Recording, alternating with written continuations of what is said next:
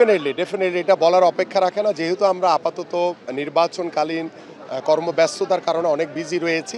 আমরা আশা করি যে আমাদের নারীদের যে আগামীকালকে যে খেলা রয়েছে, আল্লাহ যদি আমাদেরকে জয়যুক্ত করে, ইনশাল্লাহ আমাদের নারীরা যদি জিততে পারে ডেফিনেটলি, এবং আগামী 12ই ফেব্রুয়ারি আল্লাহর রহমতে আমরা যদি এদেশের সাধারণ মানুষের ভোটে আমরা যদি নির্বাচিত হতে পারি, আমরা যদি সরকার গঠন করতে পারি, ইনশাল্লাহ আমরা শতভাগ আমাদের নারী না শুধু আমাদের সকল স্পোর্টসের সকল ক্রীড়াবিদদেরকে আমরা নতুনভাবে ঢেলে সাজিয়ে তাদেরকে সর্বোচ্চ গুরুত্ব দিয়ে তাদের সকল সুযোগ সুবিধা আমরা নিশ্চিত করবো। স্পোর্টস হচ্ছে আমাদের সবার।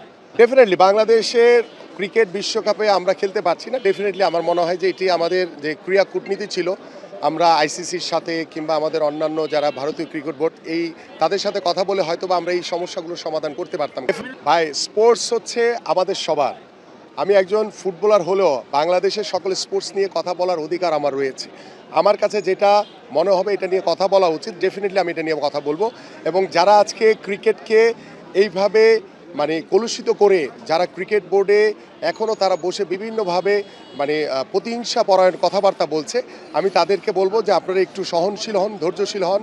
কারণ ক্রিকেট বোর্ডে যেহেতু আপনারা দায়িত্ব পালন করছেন, আপনাদেরকেই কিন্তু জবাবদিহিতা করতে হবে যে ভালো মন্দ কেন আপনারা বিশ্বকাপ ক্রিকেটে খেলতে যেতে পারেননি, কেন আমাদের খেলোয়াড়রা নিরাপত্তার কারণে বাইরে খেলতে যেতে পারলো না, কেন আজকে মোস্তাফিজের সাথে এই ধরনের ঘটনাগুলো ঘটলো, কেন আজকে ক্রীড়া সাংবাদিকদের সাথে ক্রিকেট বোর্ডের পরিচালকদের একটি দূরত্ব তৈরি হলো। এই বিষয়গুলো কিন্তু এই ক্রিকেট বোর্ডে যারা রয়েছে তাদেরকে কিন্তু একটি সময় এসে কিন্তু জবাবদিহিতা করতে হবে। সো আমি মনে করি সেই জবাবদিহিতার জন্য তারা প্রস্তুত হোক, কারণ আমরা এদেশের সাধারণ মানুষ, ক্রিকেট হচ্ছে আমাদের ঐতিহ্য, ক্রিকেট হচ্ছে আমাদের মর্যাদার একটি খেলা। সেই ক্রিকেট যদি খেলা মাঠে না থাকে, শুধু যদি বোর্ডের পরিচালকদের ভিতরে মুখে মুখে আলোচনা হয়, সেই ক্রিকেটের বোর্ডের সেই পরিচালকদের দিয়ে আমার ক্রিকেট বোর্ডের কখনোই সামনে ভালো কিছু হবে না। না না না, তো কোনো আসলে দলীয় সরকার নেই এখন, যেহেতু একটি অন্তর্বর্তীকালীন সরকার রয়েছে।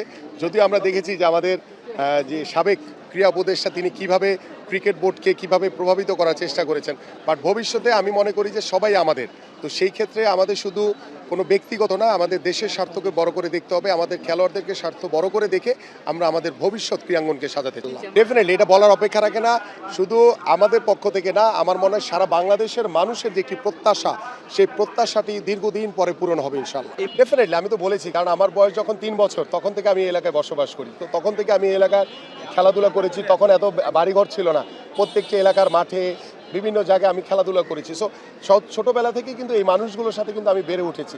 সো আলহামদুলিল্লাহ, যা আশা করি যে লোকাল যে শব্দটি আপনি বলেছেন সেটা ডেফিনেটলি একটা আলাদা এক্সট্রা বেনিফিট আমি অবশ্যই পাবো।